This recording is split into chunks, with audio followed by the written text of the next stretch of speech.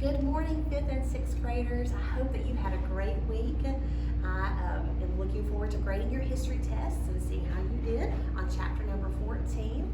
And I'm also looking forward to reading some of your short reports on a country that you would like to visit. So I'll be looking forward to that on Monday. Now, today we're shifting gears and talking a little bit about the countries of Eastern Europe. And you cannot study Eastern Europe without recognizing the giant country to the north. In fact, when we study Europe, you really have to segregate it like they've done in our book, because you've got these countries on the eastern side are more communist countries, whereas the countries on the western side would be more monarch type of countries, or countries that would be considered more republic. So let's start with the giant to the north. The world's largest country is the country of Russia.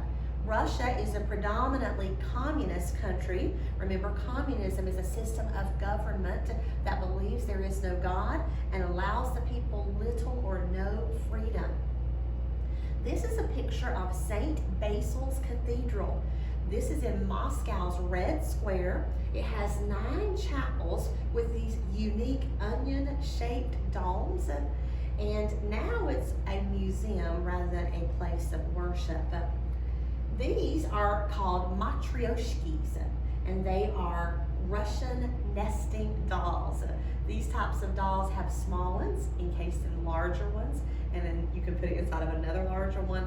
It seems like maybe one of the Toy Story movies has the little dolls that pop out of their containers, but they're pretty famous in Russia. When you think about the history of Russia, you want to remember that the descendants of Japheth are the ones that moved, that was the son of Noah, that moved to the Russian region.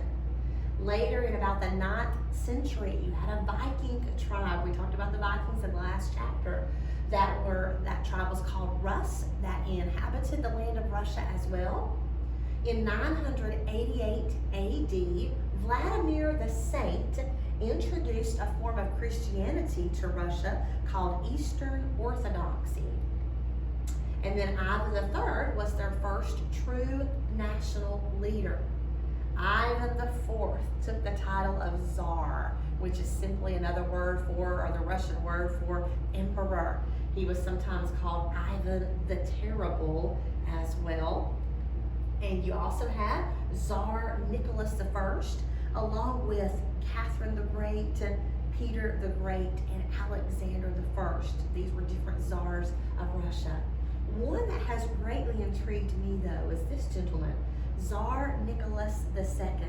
And if you were with me in class, I would show you this book and I would read to you a story from it. I won't have time to read all of it today, but I do want to kind of give you a quick synopsis of the story of Anastasia.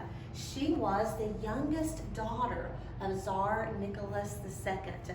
She was born in 1901.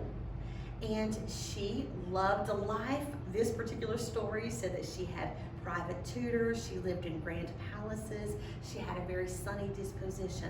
But in 1917, that date probably sounds a little familiar to some of you, 1917, you had Anastasia at the age of 16 years old beginning to see political unrest in the land of Russia. There were riots and a revolution was taking place. And Tsar Nicholas had to abdicate or give up his throne. The Bolsheviks, later called or also called communists, took control of the Russian government. They imprisoned the Romanov family, and in the middle of the night, some Bolsheviks came to execute the family. However, legend says that Anastasia, their youngest daughter, who would have been 17 at this time, escaped in the night. Within a short time, some people began to claim that they were Anastasia. One of them was a United States citizen named Anna Anderson. She convinced many people, including several surviving relatives of the royal family, that she was the real Anastasia. When she died, however, in 1984, they were later able to do a DNA testing, and she was not Anastasia. In 1991, scientists discovered the skeletal remains of the Romanov family. The mystery deepened, however, when the scientists realized that the bones of Anastasia and her younger brother were not there with the rest of the family. Had she survived? Did she and her younger brother make a move to the United States? Were they living somewhere else in Europe?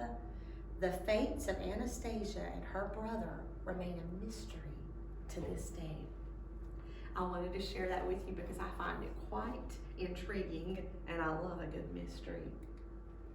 A desire to expand, political unrest, murders, spiritual darkness, fear opened the door to a new idea of communism or Marxism, named after the founder Karl Marx.